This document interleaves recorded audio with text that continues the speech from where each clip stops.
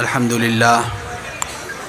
لله نحمده ونستعينه ونستغفره ونؤمن به ونتوكل عليه ونعوذ بالله من شرور أنفسنا ومن سيئات أعمالنا من يهده الله فلا مضل له ومن يضلله فلا هادي له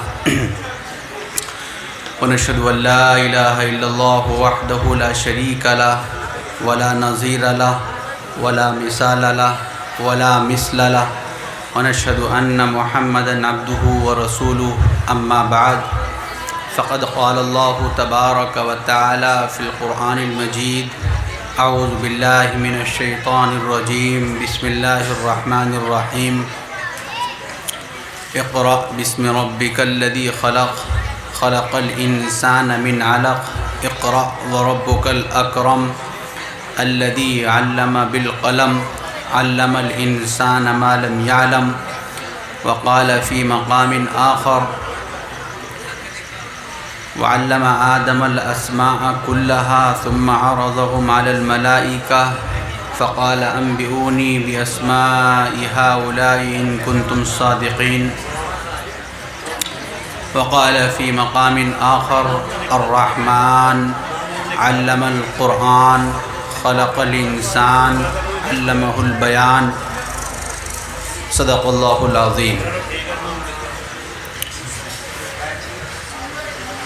یا الہ کوئی ضبط دے نہ جلال دے، مجھے بس اتنا کمال دے، مجھے اپنی راہ پہ ڈال دے کہ زمانہ میری مثال دے، تیری رحمتوں کا نزول ہو، مجھے محنتوں کا صلہ ملے، مجھے مال و زر کی حوث نہ ہو، بس تو مجھے رزق حلال دے، تیری بارگاہ میں اے خدا میری روز و شب ہے یہی دعا، تو رحیم ہے تو کریم ہے، مجھے مشکلوں سے نکال دے۔ عزیزان ملت، پردہ نشین دینی و ایمانی ماں اور بہنوں، بات مختصر کرنی ہے اور بہت جلد رخصت ہو جانا ہے۔ مجھے یاد کیا گیا، میں حاضر ہو گیا، کچھ مصروفیات ایسی تھیں اور ہیں کہ یقینی طور پر آنا مشکل سا معلوم ہو رہا تھا، لیکن آپ لوگوں کی محبت اور میری اس بستی سے محبت اور اپنے وطن عزیز سے محبت کھینچ لائی تو چلے آیا، اور یقینی طور پر کچھ بات جو جذبات ہیں، احساسات ہیں اور پنپ رہے ہیں دل کے اندر، وہ آپ حضرات کے سامنے بیان کرنے کی کوشش کروں گا۔ بہت سارے عنوانات ہیں، بہت ساری چیزیں بیان کرنے کی، لیکن ظاہر سی بات ہے، بھائی ذرا تھوڑی دیر کے لیے خاموش ہو جاؤ، تھوڑی دیر کے لیے بس، لیکن بہت ساری چیزوں کے اوپر ایک وقت میں اور وہ بھی مختصر وقت بیان نہیں کیا جا سکتا۔ کبھی کبھار موقع ملتا ہے، حاضر ہو کر بیان کر دیا جاتا ہے۔ اب آپ یہ کہیں گے کہ آپ اس گاؤں کے ہیں تو آپ یہاں پر وقت کیوں نہیں دیتے، تو اس میں معذور ہوں، اور وجہ یہ ہے کہ باہر کی بھی مصروفیات کچھ نہ کچھ رہتی ہیں۔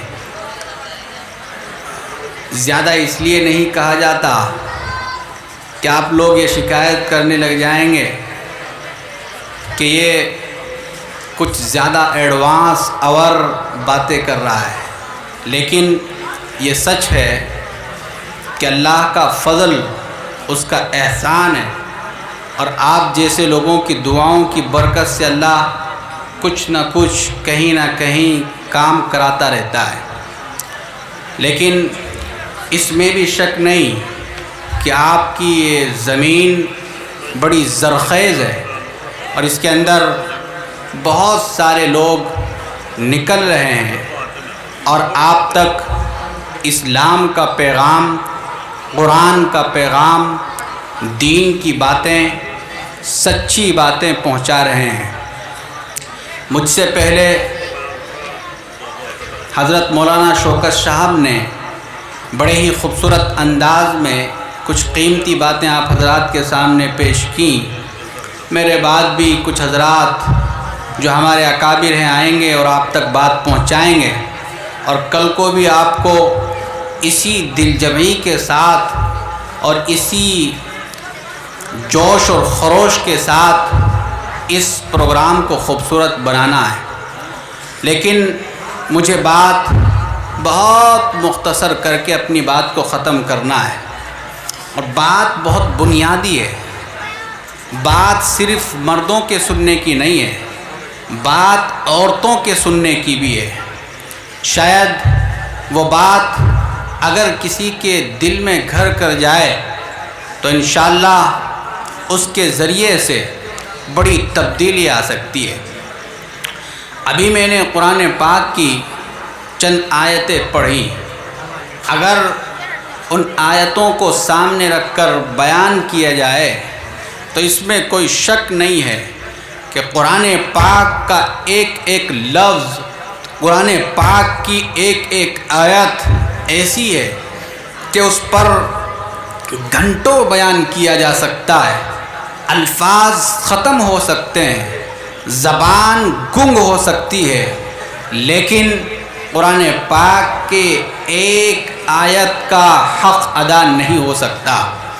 بس میں یہ کہوں گا کہ قصہ مختصر ہے مگر تمہید طولانی، بات بہت لمبی ہے، لیکن میں چاہتا ہوں کہ اس کو کوزے میں بند کر دیا جائے۔ بات یہ ہے کہ ہمیں یہ سوچنا ہے کہ اللہ نے اس دنیا میں ہمیں کس مقصد کے لیے پیدا کیا تھا۔ ایک بات وہ ہے جو چلی جنت سے، حضرت آدم علیہ السلام سے۔ حضرت آدم علیہ السلام کو اللہ نے بنایا، روح پھونکی، ایک طرف فرشتوں سے مشورہ کیا، اتجعل فیہا من یفسد فیہا ویسفک الدماء۔ فرشتوں کا یہ جواب تھا کہ اللہ، کہ آپ دنیا میں ایک ایسی مخلوق پیدا کریں گے جو زمین پر فساد مچائے گی، لڑے گی، جھگڑے کرے گی۔ تو اللہ نے کہا تھا انی اعلم ما لا تعلمون، کہ میں زیادہ جانتا ہوں، اس کے بارے میں تم نہیں جانتے ہو۔ اللہ نے آدم علیہ السلام کو چلتا پھرتا انسان بنا دیا، اور ایک طرف فرشتے تھے، تو فرشتوں کو کہا گیا کہ آئیے مقابلہ کیجئے، جو میں نے انسان بنایا ہے۔ تو اللہ نے جب فرشتوں کو حکم فرمایا کہ بتائیے تمہارے پاس کیا علم ہے، تمہارے پاس کیا معلومات ہے، تمہارے پاس کیا نالج ہے، فرشتوں نے کہا کہ ہمارے پاس کچھ بھی نہیں ہے، اللہ اگر چاہے گا تو ہم کچھ کہہ سکتے ہیں، ورنہ ہمارے بس میں کچھ بھی نہیں ہے۔ دوسری طرف اللہ نے حضرت آدم علیہ السلام سے فرمایا کہ آدم آئیے، آپ بھی اپنی کچھ نالج دنیا کے سامنے پیش کیجئے، فرشتوں کے سامنے پیش کیجئے۔ آدم علیہ السلام کی زبان پر فوراً علوم جاری ہو گئے۔ اللہ نے قرآن میں اسماء کہا کہ وہ اسماء تھے، نام تھے۔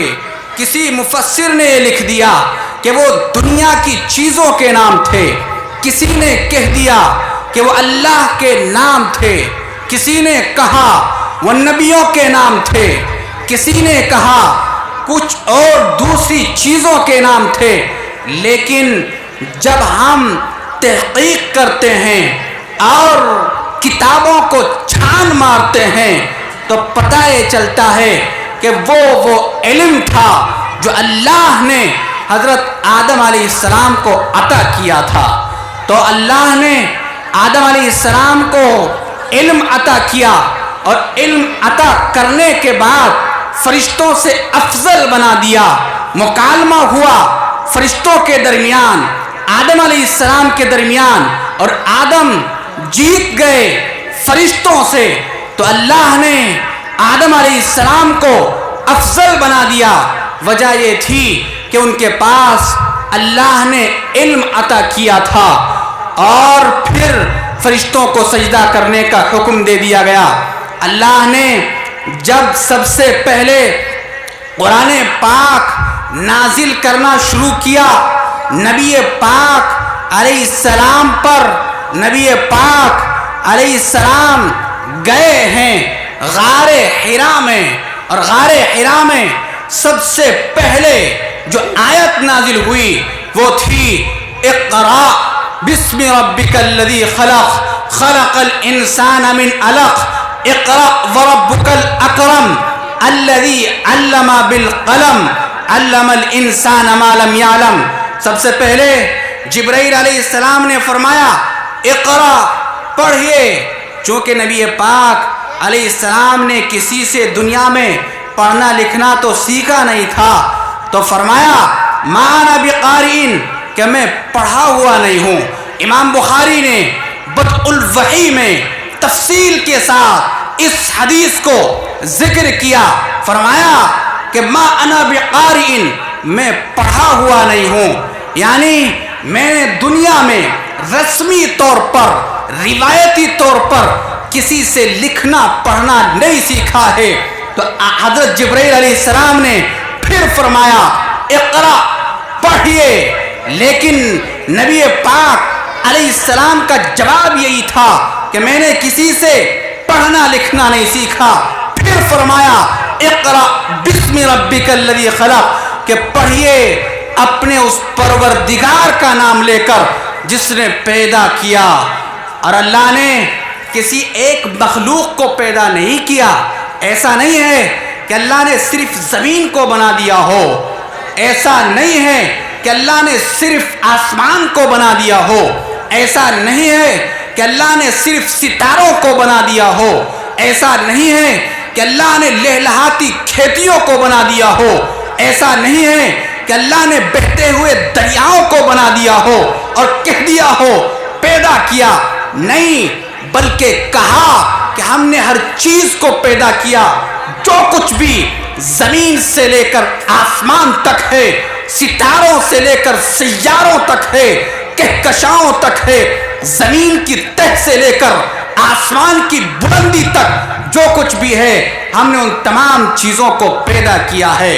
اور انسان کے بارے میں کہا خلق الانسان من علق، اور ہم نے انسان کو پیدا کیا خون کی ایک پٹکی سے، تاکہ انسان کو معلوم ہو جائے کہ میری حیثیت کیا ہے. میں بنا ہوں ایک ایسی چیز سے کہ اگر وہ کپڑے پر لگ جائے تو کپڑا ناپاک ہو جائے، اگر وہ بدن پر لگ جائے تو بدن ناپاک ہو جائے، اگر وہ انسان کے جسم سے نکل جائے تو اس پر غسل واجب ہو جائے. ایک ایسی چیز سے اللہ نے انسان کو پیدا کیا. اور پھر جب انسان کو فضیلت دی تو کس چیز کی وجہ سے؟ وہ چیز ہے علم الانسان ما لم یعلم، وہ چیز ہے علم. علم کے ذریعے سے اللہ نے انسان کو تمام مخلوقات پر فضیلت عطا کی ہے. میں اگر یہ کہوں دنیا کی تمام چیزوں کا جائزہ لیتے ہوئے آپ ذرا غور کیجئے. اللہ نے زمین کو بنایا، زمین اتنی لمبی چوڑی ہے، انسان کی جسم کی اس کے سامنے کوئی حیثیت نہیں ہے. اللہ نے آسمان کو بنایا اور آسمان اتنا لمبا چوڑا ہے، انسان کے جسم کی اس کے سامنے کوئی حیثیت نہیں ہے. اللہ نے چاند کو بنایا اتنا لمبا چوڑا، لیکن انسان کے جسم کی اس کے سامنے بھی کوئی حیثیت نہیں ہے. ٹھیک اسی طرح اللہ نے حیوانوں کو، جانوروں کو بنایا، اور بڑے طاقتور جانور اللہ نے پیدا کیے ہیں. اور انسان کی طاقت ان کے سامنے کچھ بھی نہیں ہے۔ اگر دیکھا جائے تو انسان کسی بھی اعتبار سے کچھ نہیں ہے، لیکن پھر بھی اللہ نے سب سے زیادہ اشرف، سب سے زیادہ افضل، سب سے زیادہ اعلیٰ، سب سے زیادہ بلند و بالا انسان کو بنایا ہے۔ وجہ ہے کہ اللہ نے انسان کو علم عطا کیا ہے، اور یہ علم ایک نہیں بلکہ جتنے بھی انبیاء کرام علیہ السلام آئے، تمام انبیاء کرام علیہ السلام کے پاس علم تھا۔ آدم علیہ السلام کے پاس، نوح علیہ السلام کے پاس، شیس علیہ السلام کے پاس، ابراہیم کے پاس، اسحاق کے پاس، اسماعیل کے پاس، شعیب کے پاس، ہود کے پاس، صالح کے پاس، اور جتنے بھی تقریباً 1,24,000 نبیوں کو اللہ نے پیدا کیا ہے، اور ہر ایک نبی کے پاس علم تھا۔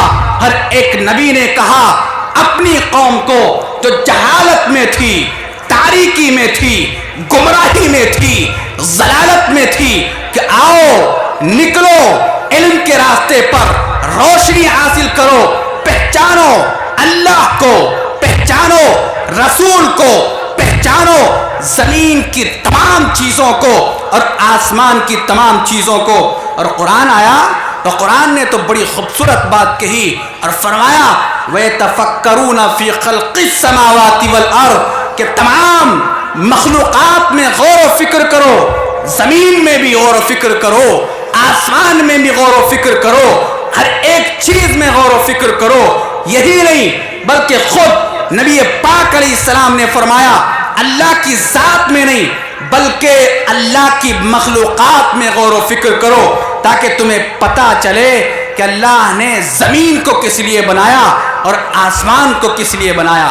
اب دو طرح کی چیزیں ہیں، ایک وہ علم ہے جس کے ذریعے سے اللہ کو پہچانا جا سکتا ہے، اور ایک وہ علم ہے جس کے ذریعے سے ہم دنیا کی تمام چیزوں کے بارے میں جان سکتے ہیں، نالج حاصل کر سکتے ہیں۔ اگر میں اس طرف جاؤں تو شاید آپ لوگوں کے بات سر کے اوپر سے جائے، چونکہ بحمد الہ، بفضل الہ، اللہ کا کرم ہے کہ اللہ نے مجھے نہ صرف یہ کہ قرآن پڑھنے کا موقع عنایت فرمایا، حدیث پڑھنے کا موقع عنایت فرمایا، ماڈرن ایجوکیشن کے بارے میں بھی پڑھنے کا موقع عنایت فرمایا۔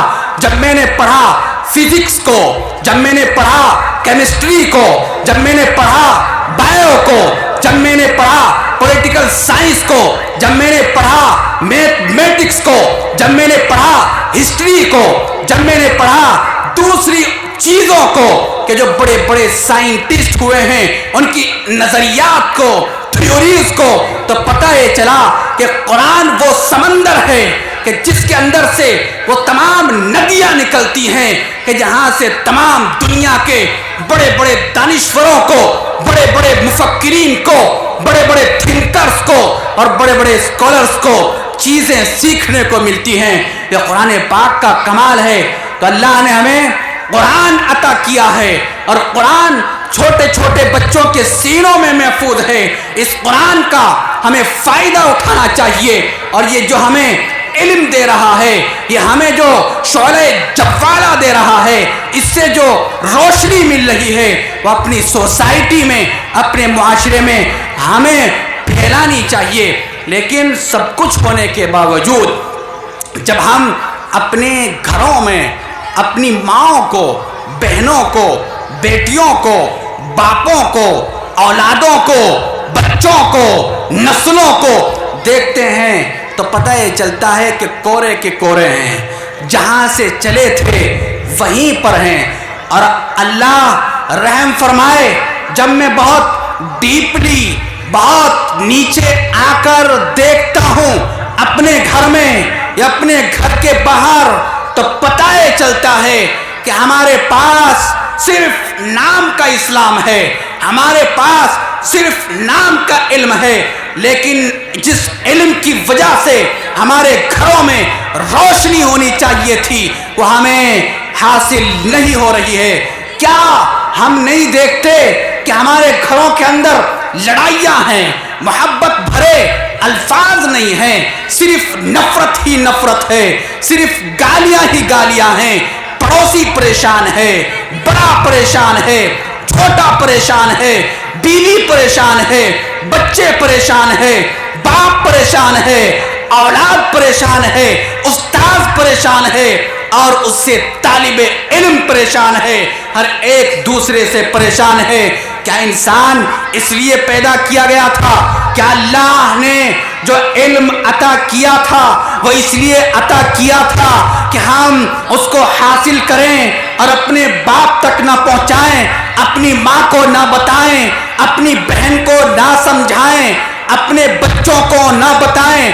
اگر کوئی آئے بتانا چاہے، کوشش کرے، اپنے جذبات کو بیان کرے، کمال یہ ہے، حیرت اس پر ہے کہ لوگ اس کو سننے کو تیار نہیں ہیں، اور یہ ہے کہ کان سے سنا دوسرے کان سے نکال دیا۔ بس میرے ذہن میں احساس کے طور پر وہی شعر آتا ہے کہ وائے ناکامی متائے کارواں جاتا رہا، کارواں کے دل سے احساس زیاں جاتا رہا۔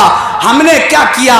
ہم نے کچھ نہیں کیا، کمایا، کھایا، لٹایا، شادی کی، بچے پیدا کیے، لیکن اگر حقیقی طور پر دیکھا جائے تو یقینی طور پر زندگی گزارنے کا سلیقہ تک ہمیں نہیں ہے۔ ہم نہیں جانتے باپ کے حقوق کیا ہیں، باپ سے کیسے بات کرنا ہے، بچہ جب بچہ ہو اس سے کس محبت سے، پیار سے بات کرنا ہے، جب جوان ہو جائے کس طرح اس سے پیش آنا ہے۔ کیا ہم نہیں دیکھتے کہ ہمارے بڑے بوڑھے ان نوجوان نسل کے ساتھ یہ کارنامے انجام دیتے ہیں کہ ان سے گالیوں تک سے بات کرتے ہیں؟ عمر ہو گئی، 60 سال ہو گئے، 70 سال کی عمر ہو گئی، حال یہ ہے کہ اپنی بوڑھی بیوی کو مارتے ہیں، اپنی بوڑھی بیوی پر ڈنڈے لاٹھی برساتے ہیں، یہی نہیں بلکہ ان کو گالیاں تک دیتے ہیں۔ مجھے بتائیے، جس کو آپ گالیاں دے رہے ہیں کیا وہ مظلوم نہیں ہے؟ مظلوم کی ایک آہ زمین سے چلتی ہے، آسمان پر گزرتے ہوئے اللہ کے عرش سے ٹکراتی ہے۔ اپنی سوسائٹی کو، اپنے معاشرے کو اچھا بناؤ، اور یہ بنے گا بہترین تعلیم سے۔ میں یہ بات بڑی جرأت کے ساتھ کہہ دینا مناسب سمجھتا ہوں، اور یہی نہیں، بحمد اللہ ہم نے یہ بات کہی ہے گجرات میں، ہم نے کہی ہے ممبئی میں، ہم نے کہی ہے سہارنپور کے بہت سے جلسوں میں، ہم نے کہی ہے راجستھان میں، ہم نے جہاں پر بھی گئے یہ بات کہی، بڑی جرأت کے ساتھ کہی کہ مسلمان جب تک تعلیم کے ساتھ اپنا رشتہ مضبوط نہیں کرے گا اور علم حاصل نہیں کرے گا تب تک مسلمان کامیاب نہیں ہو سکتا ہے۔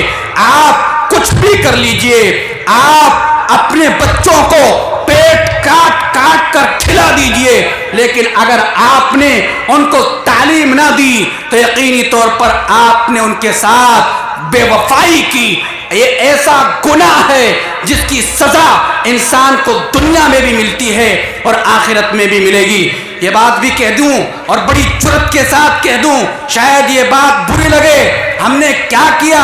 ہم نے جہیز دیا، ہم نے جہیز میں لاکھوں روپیہ دیا، ہم نے کار دی، بائک دی، ہم نے مکان دیا، دکان دی، اور لاکھوں کی تعداد میں روپیہ دے دیا، لیکن جس بچی کو جہیز دے رہے ہیں اس کے پاس تعلیم نہیں ہے۔ اگر ہم پورے گاؤں میں اپنی بچیوں کا جائزہ لیں تو پورے گاؤں میں 10 بچیاں بھی آپ کو ایسی نظر نہیں آئیں گی جو تعلیم یافتہ ہوں۔ آپ کو معلوم نہیں ہے جس قوم میں تعلیم نہیں ہے وہ قوم کبھی کامیابی کے راستے پر نہیں پڑ سکتی ہے۔ قوم کے بچوں کو پڑھاؤ، پیٹ کاٹو، اپنے آپ کو بھوکا رکھو، بچوں کو پڑھاؤ، ورنہ آپ کا مستقبل، آپ کا فیوچر اچھا نہیں ہے، یہ بات کہہ دینا مناسب سمجھتا ہوں۔ ابھی میں ایک سیاسی جلسے میں تھا الیکشن میں، تو وہاں پر یہ بات کہی ایک سپا کے نیتا نے کہ آنے والا وقت وہ ہے کہ وہی انسان ووٹ ڈال پائے گا جس نے 10ویں کلاس مکمل طور پر پاس کی ہوئی ہو۔ آپ بتائیے اگر کل کو پارلیمنٹ میں، ویدھان سبھا میں یا پھر اس کے علاوہ لوک سبھا میں یہ بل پاس ہو جاتا ہے کہ جس نے 10ویں پاس کی ہو وہ ووٹ ڈال سکتا ہے، تو آپ میں سے کتنے لوگ ایسے ہیں جو ووٹ ڈالنے کے لائق بچیں گے؟ اور وہ بچیاں جن کے ہاتھ میں نسلوں کی کمان ہے، جن کے ہاتھ میں نسلوں کی باغ ڈور ہے، اگر ان کے پاس تعلیم نہیں ہوگی تو پھر ہماری قوم کس راستے پر جائے گی؟ پڑھاؤ، آگے بڑھاؤ ان کو، بچوں کو صرف اور صرف پیسہ کمانے کی مشین نہ بناؤ۔ اگر تم نے 100 روپے، 200 روپے، 1000 روپے، لاکھ روپے کے خاطر کسی بچے کی زندگی کو برباد کیا، یہ ایسی نسل کشی ہے جس کا خمیازہ نسلوں کو بھگتنا پڑتا ہے۔ مولانا ابو الحسن علی ندوی نے کہا تھا کہ جس قوم میں تعلیم نہ ہو وہ قوم اپنی بچوں کی نسل کو اس طرح مار رہی ہے کہ اس کا خمیازہ نسلوں تک کو بھگتنا پڑتا ہے۔ اس لیے میں بات کہہ دینا مناسب سمجھتا ہوں کہ بچوں کو پڑھاؤ، تعلیم دلاؤ، ہمیں ہر طرح سے ضرورت ہے، عالم کی جیسے ضرورت ہے، مفتی کی جیسے ضرورت ہے، امام کی جس طرح ضرورت ہے، ٹھیک اسی طرح ڈاکٹر کی ہے، اسی طرح لائر کی ہے، اسی طرح جج کی ہے، اسی طرح انجینئر کی ہے۔ مجھے بتائیے آج ہماری بچیاں آپریشن کرانے کے لیے آپریشن تھیٹر میں جاتی ہیں اور وہاں پر آپریشن کرنے والی نان مسلم مہیلا ہوتی ہے، وہ پیٹ کاٹتی ہے، نس کاٹ دیتی ہے اور اس سے پھر وہ بچے پیدا نہیں ہوتے ہیں، نارمل ڈلیوری نہیں ہوتی ہے۔ اگر ہماری بچیاں ڈاکٹر ہوں گی تو پھر ہمیں کسی کے پاس جانے کی ضرورت کیوں پیش آئے گی؟ آپ کو یہ بات شاید بری لگے لیکن میں کہتا ہوں، جرأت کے ساتھ کہتا ہوں، اور آئندہ آپ کو یہ بات تسلیم کرنی پڑے گی۔ اگر نہیں کرو گے تو یقین جانیے بڑا نقصان ہونے والا ہے۔ میں دیکھتا ہوں ہمارے پورے گاؤں میں، اتنا بڑا گاؤں ہے، اتنے بڑے گاؤں کے اندر کوئی بہترین انٹر کالج نہیں ہے، کوئی بی اے کالج نہیں ہے۔ میں گیا شیخ زادوں کے گاؤں میں یا سیدوں کے گاؤں میں، پٹھانوں کے گاؤں میں، ہر جگہ پر آپ کو کسی نہ کسی انداز میں تعلیم یافتہ لوگ مل جائیں گے۔ اور آپ شیخ زادوں میں دیکھیں تو ان کی ہائی لیول کی توڑ پڑھی ہوئی بچیاں موجود ہیں، ان کی نسلیں تہذیب یافتہ ہیں، سلیقے مند ہیں، وہاں پر گالیاں نہیں دی جاتی، وہاں پر بدتمیزی نہیں کی جاتی، وہاں پر چوکوں پر، چوراہوں پر، چوپالوں میں بیٹھ کر ایک دوسرے کے اوپر تبصرے نہیں کیے جاتے، غیبت نہیں کی جاتی، گھروں میں لڑائی نہیں ہوتی، باپ ماں کو گالی دے رہا ہے، ماں باپ کو کوس رہی ہے، بہن بھائی کو کوس رہی ہے، بھائی بہن پر ظلم کر رہا ہے۔ یہ کیسا معاشرہ ہے؟ یہ کیسی سوسائٹی ہے؟ یہ کیسی زندگی ہے؟ کیا ہمارے پاس قرآن نہیں ہے؟ کیا ہمارے پاس اللہ کا دیا ہوا فرمان نہیں ہے؟ آپ ایک بہترین زندگی گزارنا سیکھیے۔ یہ بہترین زندگی آپ کو ملے گی علم کے ذریعے سے۔ اپنے بچوں کو علم دیجئے، پڑھائیے، آگے بڑھائیے، بھوکے رہ کر پڑھائیے، تو انشاءاللہ آپ کی یہ قوم آگے بڑھے گی اور دنیا میں چمکے گی۔ میں اسی بات پر اپنی بات ختم کرتا ہوں کہ میری مانو، چلو مجھدھار میں موجوں سے ٹکرا جائیں، وگرنہ ڈوب جائیں گے تو ساحل پہ کھڑے ہوں گے۔ وہ جو لٹ گئی تیری عظمتیں، تیری غفلتوں کا خراج ہے، جو تو جاگ جائے آج بھی وہی تخت ہے، وہی تاج ہے۔ وما علینا الا البلاغ۔